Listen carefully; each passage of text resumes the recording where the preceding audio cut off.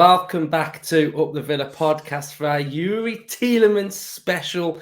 When the news broke on Saturday, I went live and the reaction was absolutely fantastic. So cheers everybody for all of your support. But I'm joined by Justin and Hannah for this episode to get their thoughts, to deep dive into a little bit of Tielemans, but to also see how he would affect our current system. So Hannah, what are your thoughts on Tielemans at Villa? I'm very happy with this signing. He's a player actually that I've admired for quite a while. There's a few at Leicester that I've always thought I'd quite like them at Villa, and Tielemans is one of them. Saw the rumour a week or so ago, but I think I said last summer that I get really overwhelmed by all the transfer speculation. So I try and stay away from it as much as possible until more confirmed, sources come in, like the transfer hub. And then I will actually start to get a little bit excited. But until then, I try and keep my distance because it gets a bit wild, especially on social media. So last night got a text message to say that we'd had our first signing. I thought, blimey, who's this going to be? So I was very pleased that it was Youri Tielemans. I think he is very much a midfield player that I think would fit into most sort of top European sides. He's so well-rounded, both offensively and defensively. And I think the excitement is that, with Unai Emery, you're going to get the best out of every player possible. He's got European experience. He's played in previously good Leicester sides. And the best part of it is we've got him free. I mean, the deals now that we're getting for some of these players, look how well we've got on with a free transfer in Kamara last season. Now, obviously, Tielemans, we're getting the business done early, efficiently. We're going under the radar a bit. We don't go out there and flash the cash too much or put out too much speculation in the press. We just get the job done. And I really like that about our sort of transfer approach these days. I think we quietly just get to business and get things done early. So, come pre-season, we should hopefully have the core of what is going to be the Villa side for the next season in place and ready to train. So it's great that we've got this done soon. I think he'll really fit into the midfield that we've got now and enhance it with some skills that we don't already have. So very exciting times, I think. Yeah, and I remember talking about Tielemans about a week ago when the rumour dropped and then it went a bit quiet and you were hearing noise about AC Milan and Roma coming in. But for me, one of the biggest things about this is that it's Tielemans' decision to come here. When you're in that free market, you're able to talk to any club that you want to talk to. And I think the fact that he's chose Aston Villa and Unai Emery's project, 26 years of age, he's got his best football in front of him, in my opinion. I think it's absolutely amazing. And if we have a look at the money that we've spent to create our current midfield, Ramsey, academy product, McGinn, 2.5 million, Kamara, free, Louise, 12 million, something like that, Tielemans, free.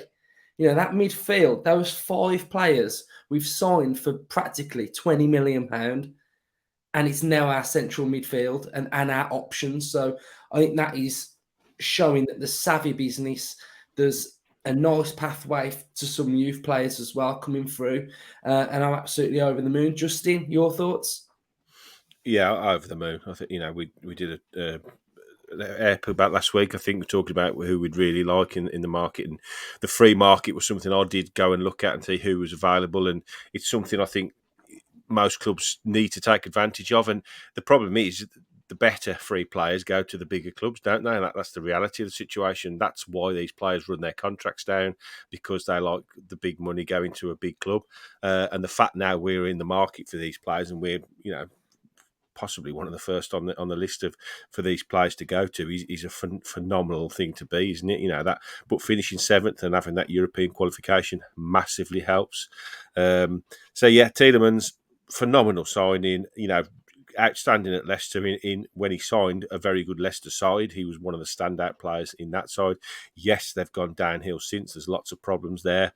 He ran his contract down. That was his decision. The club let him do it. They could have sold him last summer, but they obviously felt it was better value to keep hold of him. I don't know who was the thinking behind that, but it's to our gain, isn't it? Their loss is our game, and I think it's a really, really astute I like that we go after these free transfers and we get them done quickly. Then you can concentrate on the rest of the business done.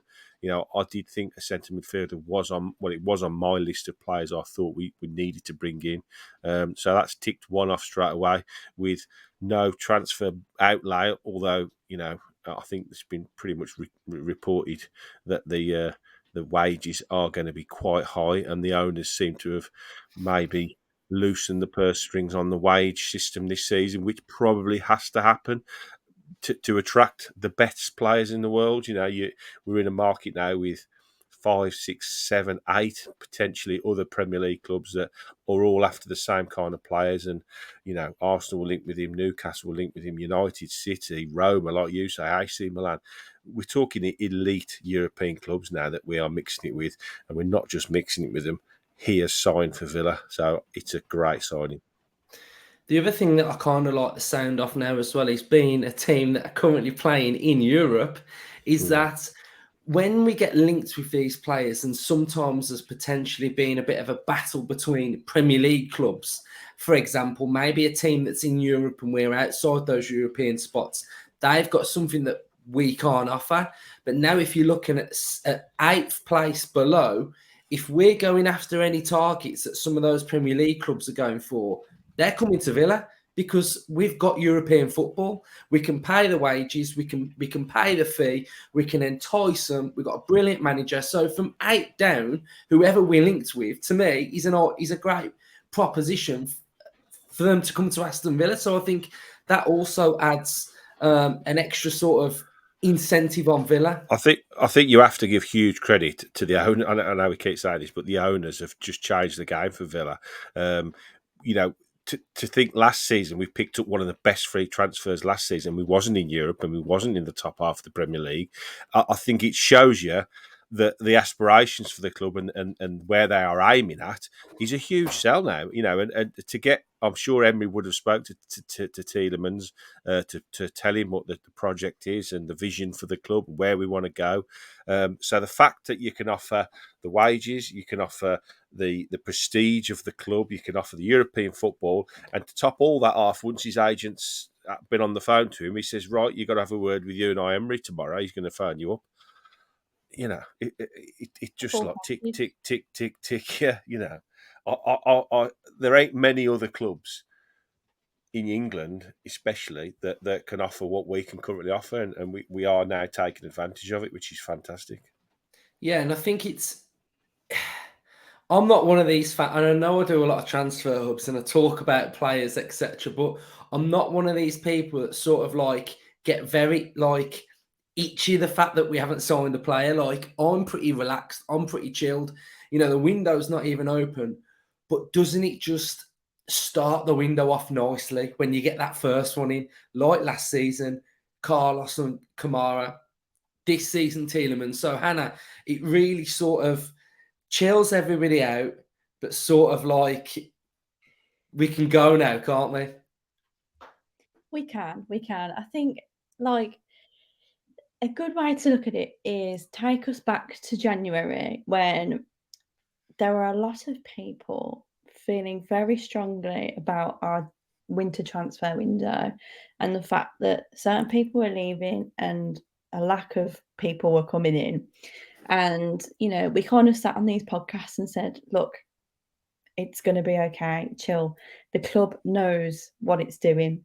The club, if it knew we were desperate for this player or ex-player, we would have got them. Do you know what I mean? So I think hopefully now, after we saw the success of the second half of the season, after that transfer window, people realise, look, they know what they're doing. And now we're early on the summer transfer window. When does it even start? I think it's Wednesday. I was gonna say it's this coming week. So at the start of this now, hopefully with one confirmed through the door, it's starting to kick in that Aston Villa know what they're doing when it comes to transfer business now. We are targeting the best deals for the best players because the owners, the recruitment team, the manager clearly are not just going to go and spend money for money's sake. And for me, that is the best thing I could want from the club, because you see what happens when clubs go out and just spend for the sake of it. Chelsea is, for me, prime example. You look at Chelsea as traditionally like one of the big six or whatever you want to call them. But clearly their transfer mantra has massively failed. But look at Villa. Like, we go under the radar, I think, with some of our transfer business. Even going back to the first season, back promoted, we did have to buy quite a lot of players, and not many of them ended up working out. But we've still got a couple from our early stages back in the Premier League that have developed brilliantly. And ever since then, each window, I feel like we've improved. Each window, we seem to get a better approach. We're getting better players. And like Justin said, we've got a better proposition. So going into this window now, I feel like we are in the best place we have been in as a club and as a proposition to players that we have been for what, over a decade. We can get who we want. Do you know the one thing as well with what you're saying about we're a better proposition? We don't have to sell ourselves. And that is the important thing. We don't have to go to these players and say, this is what we're trying to do. We hope we can do this. This is the way the club is going. A player coming into Villa now, how did they do last season? 7th. Look what happened when Unai Emery came in. Catapulted up the league. Top 2 form in the last 15 games. Europa Conference football. What's the ambition next season? We want to win that. We want to go deep in that. We want to qualify for Europe, Champions League, whatever. You know, these are words from Martinez and Emery, Champions League. So we don't have to sort of say, oh yeah, but we're going to try and do this. We've never got into Europe before, but now we have. So they can already see that the trajectory of the club is absolutely huge. So if we just have a little look at Tielemans and how we did last season, you know, a lot of you have been really, really happy. A couple of you were saying that he had a bit of a poor season. I beg to differ. I think he was in a side that didn't realise they were in a relegation battle until pretty much the last 2 games. I think if you go back and look at Maddison's tweet once they got relegated, he was saying that, you know, the quality in the squad, they were too good to go down. They should never have been in that position. I don't think they ever realised they were in a relegation battle for a starter. I think he was in a pretty poor midfield. I think if you look at Ndidi, Drewsbury Hall, you know, players like that it wasn't as strong as what it had been in recent years. So, you know, his SOFA score rating last season was a 704. You know, if you compare that to Villa's players, there was only Dougie Luiz who got a better SOFA score rating than Youri Tielemans last season in a 710. You know, everybody else was below a 7. So I think that puts into context how well he did and how well he does play, you know, kind of under the radar a little bit. So I think that is, you know, something to pick on, that he's 26 years of age. He's been at Leicester for quite a while. He really wanted to move away from Leicester, never got it for whatever reason, had to run his contract down. Arsenal were looking at him last summer for £40 million, ran it down, went dull, went dire at Leicester, and I think that was a culmination of how everything unfolded at Leicester. So, Justin, do you want to add anything on that before we have a look at how we'll fit in at Aston Villa? Yeah, I think the Leicester debacle, if you like, last season was mainly down to a very similar downwards trajectory that we found ourselves in when we finally got relegated. You know, owners that pulled the plug on finances.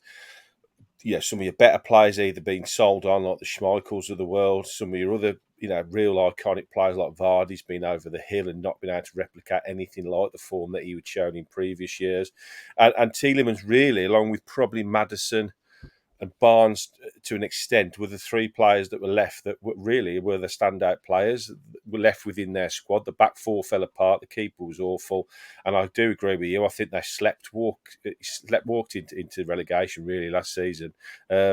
So I wouldn't really, I mean, like the stats you've just seen there, you know, he didn't have a bad season at all in a very, very struggling, poor side. So I've no question, no doubt in his ability whatsoever. I've no doubt that he'll come into Villa and he'll be a really good added option for us in the midfield. I think he can play numerous positions. We'll probably go on to that in a minute. But I think as a signing, it's phenomenal. And just touching on what Hannah said earlier, I do agree with you. That January transfer window for us now looks genius. It looks absolutely genius because we got rid of a load of players that were just never going to do anything. And we bought one really good addition in Moreno and one in Duran that potentially could be a good signing. We didn't panic. We didn't go and throw the kitchen sink at signings like other clubs did. And now we're reaping the benefits of that because we didn't spend that money in January. So we've got the money now to go out and properly sit back after qualifying for Europe and hopefully cherry picking the targets that the manager now wants to go and sign. Yeah, and I remember saying in that window that this is a manager who cares about the owner's money, and that is a very rare thing to have. You know, we've had a manager in Gerrard who I imagine wouldn't have been that bothered about the money. If a player got put towards him, he would have probably said, "Yeah, I'll have him." But with Unai, I get a sense of he cares about the money. He cares about where it's going. And I think that is so important, that relationship already. You know, we saw it in January, like you and Hannah were just saying, that we could have gone out and bought a striker, but we didn't because it wasn't the right time to do it. So I think it's really important that he does care. And I think the sporting director as well will be very important when he comes because whoever it may be, might be Monchi, but hopefully their relationship is good. I think what he does is he's got a total microscopic vision for this squad, and he knows exactly what it wants to look like when we kick off. And I think, you know, like you said, I don't think he's just going to be haphazard and slapdash in the transfer market. He's got a vision, and I'm sure they've been talking about it for months, especially towards the end of the season when it looked like we were potentially qualifying for Europe. So they knew exactly the road they were going down should that happen. And now they are there, then I'm sure he knows the budget. I'm sure he knows the money he's got to play with. And I think he will use that money to maximum effect. And he might not even need all of it. I think the players that, you know, signing a free to start with gives you a lot of leeway. You know, for me, we want another 5. I think, you know, goalkeeper wouldn't cost much because it's a backup, a couple of attacking midfielders. So the other 4 for me are really important, but I think they're going to be top players for big money. But that's 4 players, so I think we can do that. Yeah, right. So let's have a look at where he can fit in this current Aston Villa side then. And I think it's important to start off with is when we're looking at a Tielemans and when you're thinking about how he would play, it's very difficult to sort of, because the season's just finished, to think that someone would come in ahead of a player that's just ended the season so well with Aston Villa. I think that's one observation. Because they've all done really, really well, it's difficult to say Tielemans would get in ahead of Dougie, Ramsey, McGinn, because your counter argument would be they were fantastic towards the end of the season. But as you go into a new season, I think what this is going to bring to start off with is depth, quality. You know, if Ramsey's been playing in Europe on a Thursday night and he's maybe felt a twinge, feeling a bit leggy, the stats are saying that he's dipped a little bit, Tielemans comes straight in, you know, added quality, offers so much. We know that Unai mixes up the lineup quite often for different various things, such as McGinn going on Dan Burn. You know, having all these different chinks in your armoury for different games is so important for Unai Emery. And I think this transfer adds it. You know, I always say that the team that starts the first game of the season is never the same as the team that ends the season. And I think you always see that. You always see it in football. So, you know, Tielemans could work his way into this team and become a starter. And he might offer, you know, something different, especially when we're going away at, say, City or away at United or away at Anfield. The midfield can look slightly different, where I think at the minute we're kind of stuck with the same midfield. And this is what Emery's window is all about, is having that adaptability in games, that if he wants to play a certain way, he's got the personnel to do so. So out and out, he's technically an 8, so he can play in a double pivot alongside Kamara. He's better when he's got that defensive midfielder alongside him, but I see him also being able to be utilised in these areas as well. So you could have a Tielemans, a Dougie, a Kamara, a McGinn, etc. So really, really versatile. His passing range is very, very good. His vision is very good as well.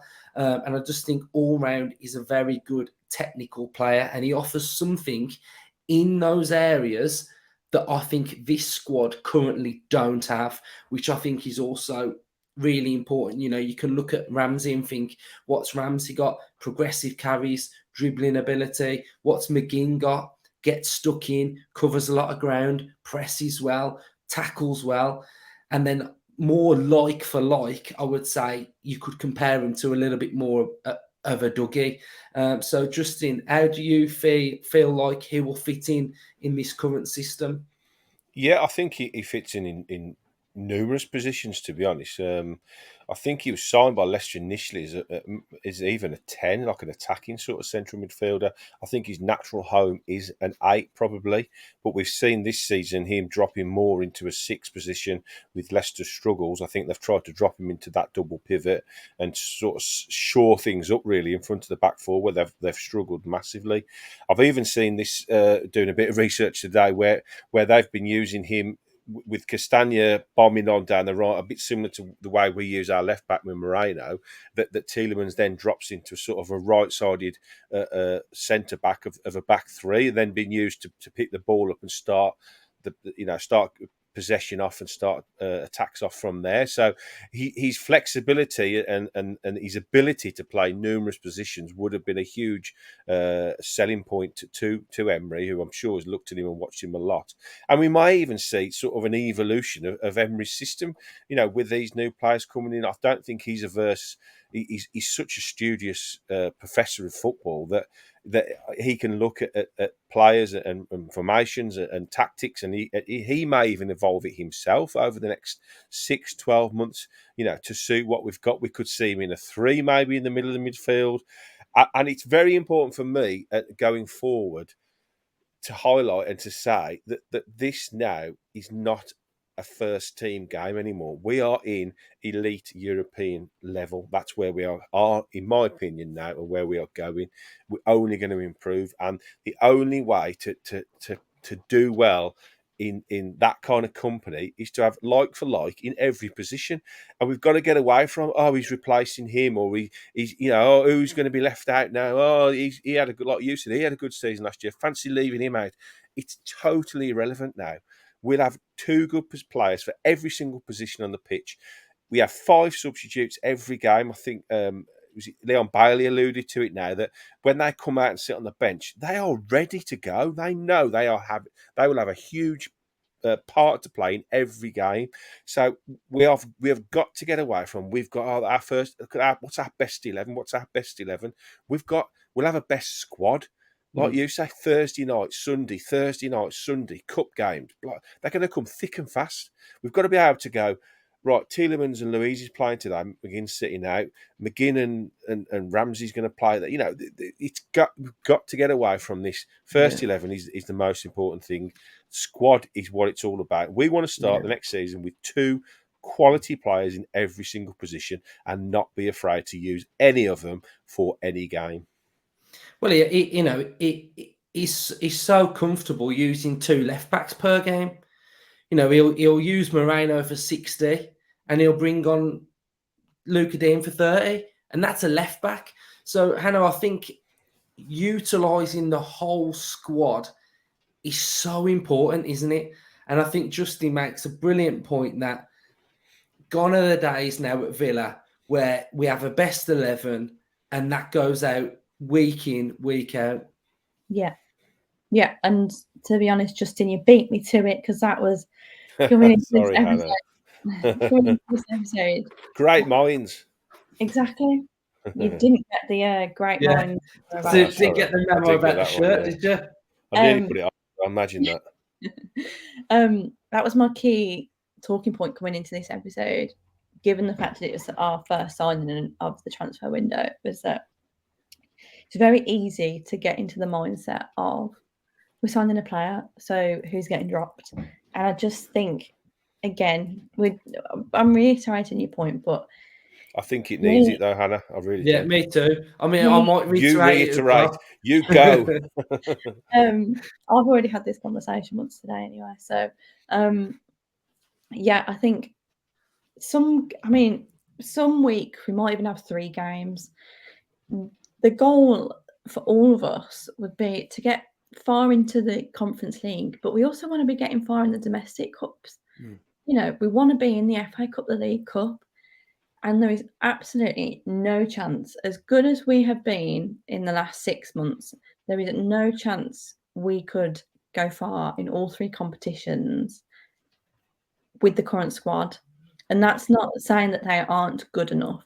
That's just saying that they're human beings and they will get couldn't tired. cope. And it's didn't it just feel, you know, time sorry to difference. interrupt you, but it was a brilliant season last season, but there was times where this squad looked dead on its feet at times. You know, when and no disrespect to Young, but Leicester away, you know, he's run ragged against Barnes, and it looked a bit leggy at times. Yeah. And with someone like Tielemans and the players that we're going to be bringing in, this is what we do. This is what we're trying to stop happening. And I think that's important. That's just my point. It is. It's so important. Like, for how long? I mean, even this time last year, we were talking about what's Gerrard's best 11. Does he know his best 11? And now it's a privileged position to be in, to be like, what's our best 16? What's our best 21? You know, it's not even just the bench, because the bench is going to get rotated. If we get to the point where we want to be, where we're signing 4 or 5 more real top quality players, the bench is going to get rotated as well. And reinforcing that point about tiredness, that athletes, it's scientifically proven they need X amount of time to recover. But each game is going to come with a different challenge. So us going to play at Burnley away on a Sunday afternoon, can't wait for that, is going to be a much different challenge to when we go potentially play Juventus on a Thursday night. Like, you cannot expect to play the same 11 for those games, but that doesn't mean that you can just chuck on the kids in the FA Cup. We don't want that. We are sick of seeing 7 kids in the FA Cup 3rd round or 4th round, you know, whatever we'll be in now. We want to see top quality every week. And that's also taking into account that there's probably, with the extra workload, going to be additional injuries as well. This is such a pivotal point in our footballing lifetime, in the sense that we're transitioning from a team scrambling for Premier League survival, we need a good 11 that's going to get us through to the end of the season, to we need 16 to 20 really good players that are going to help us to win things, because that's the goal now. It's not survival, it's not qualifying, it's winning things. And to win things, you need more than 11 players. I think sorry, Luke. I think what I want to see is when the team sheet drops, that we don't have meltdown on Twitter going, I can't believe he's not playing. Why has he left him out? I can't believe, you know, that's the dream, is that when the team sheet drops, they go, oh, okay, he's gone with him today. And then people can try and think through Emery's thought process for each game. Like you say, each game brings different opportunities. And whilst we're going to have like extra players in every position, hopefully, quality, all those players will bring different attributes to each game. So you might not want him playing against that team. And the interesting thing for us, I mean, we since doing this podcast, I've learned more about tactics and everything than I've ever known in my life, you know. And it'll be interesting for me to see the team with, let's say, we're going to end up with 20 to 25, including all the kids, of a squad. And then we're playing so-and-so on a Saturday or a Thursday. Okay, that's the team he's decided. Oh, okay, let's have a think through. Why has he played him there? What are their threats? What is he trying to counter with him? And that's the way we've got to start thinking, I think, as a fan base. So I'm not preaching to anyone, but that's the way I'm thinking. That's the way I'm trying to sell it to myself. I mean, that's the way and the understanding of how we now play. And I think that's so important, that to understand, and I know it's very difficult because it's an absolute tactical genius, but to try and understand how Emery thinks, then you start seeing the way in which decisions are made on and off the pitch. So, like what you've both alluded to, going away and playing Burnley, you will need a different type of midfield to play against away at Liverpool. You know, if you've got the same team that goes out week in, week out, you're not going to win every game because you play the same way. But if you've got things where you completely throw your opposition and they don't realise what you're doing, such as using the example of sticking McGinn on Dan Burn, nobody ever thought that that was going to happen. Those little tactical tweaks are what gets you over the line. And I think, you both made some great points. But for me, this is a massive, forgetting the cups, this is a massive Premier League season coming up for me because we have to still establish ourselves in Europe. It's okay getting it once and having a nice little jolly on a Thursday night at Villa Park under the lights, going to Czech Republic or wherever on a Thursday night. But if you only do that and then you don't do it for another 5 years, we're in a position now where Villa are a European football club in the Premier League, and it's about staying there now. And this squad that Emery's building is to do that as well. And I think that's so important. So I just think, it's a huge season, and players like Tielemans that are coming in with a wealth of experience are really going to help us. So, yeah. Does anyone else want to add anything before we finish off? No, I just think it's such an exciting time to be a Villa fan. We've started really well with the window. It was a bit of a surprise it dropped on Saturday night. You don't expect it on a Saturday night. But I think, don't panic if nothing happens for another week or two, because we're going to get into silly season now with all the clubs starting to throw money everywhere, all over the place. Like I say, for me, we want 4 more, I think. Possibly 1, 2, 3, 5 more. And we've got the whole of the window to do this business. So if it doesn't happen straight away, don't panic. Don't believe every rumour you hear, although a lot of them are quite interesting, to be honest, so it's nice to hear them. And just enjoy the ride. I can't wait. Yeah, so you've mentioned 4. I've got the same position-wise 4. I've got 5, actually. Well, yeah, you goalkeeper. Yes, goalkeeper, sorry. Yes. Right, so 4 outfield. my big 2, this is my big 2 that I would like and I think need to happen next is right back / central centre back. So if the right back is an out-and-out right back, if it's a centre back, then that means that Conte could go and play at right back. That one's sorted. That one needs doing ASAP. And going big on another central midfielder. That is what I want. I think a big central midfielder. Really? No, I think we need another one. We need another big one. Goalkeeper, obviously, back up. Right back, I think, definitely. I don't see a sign in the centre half unless he lets Chambers go, which I think is still a possibility. And the other 3 are 2 more attacking midfielders, and the big one is another centre forward, a big centre forward. Yeah. I think we've got enough that can probably play within that midfield area now, unless he lets like a Dendoncker go, who'd be on the fringes. If he lets a Dendoncker go, then that would probably tell me that he'd be happy to bring another one in. So Dendoncker and Chambers and Duran possibly on loan might free up 1 or 2 other areas, but I think with Ramsey, with McGinn, with Dendoncker, with Louise, with McGinn, now with Tielemans, Kamara, that's 7 players that can play centre midfield. Do you know what? I still think we need. I think we need like a Goncalves or a version of Bruno Gomes of some ilk. Yeah, and but I would class them as well as attacking midfielders. Would you? Like a Coutinho, like a Buendia. So I've put 2 of those, 2 10s. So but I think centrally in the 6s. And where McGinn and Ramsey play, I think there's 7 players that can play them role currently. But I definitely think 1 or 2 more attacking wise would definitely. So I'm on the same sort of page, I suppose, when you're thinking of where they play. Yeah. And I mean, Wednesday is about what day is it? Wednesday, about the 14th. 14th. Yeah.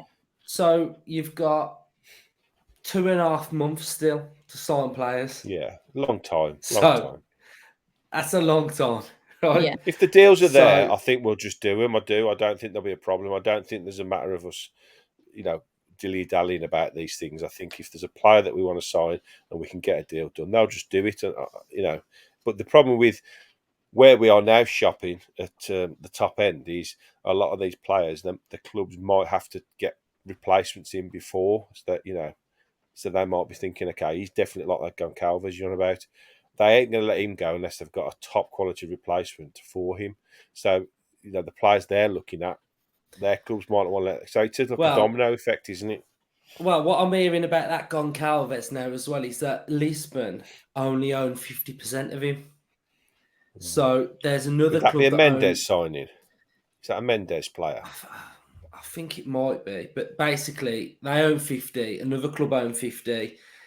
Lisbon have got to buy the other 50 to sell him, and it's complicated. So that one might be a bit difficult to achieve. But right, that's it. Quite a long episode, longer than what I thought it would be, but nice one for you to all get your teeth into. And we'll be back in the week with probably an episode every single day. So there we go. Right, up the Villa. Up the Villa.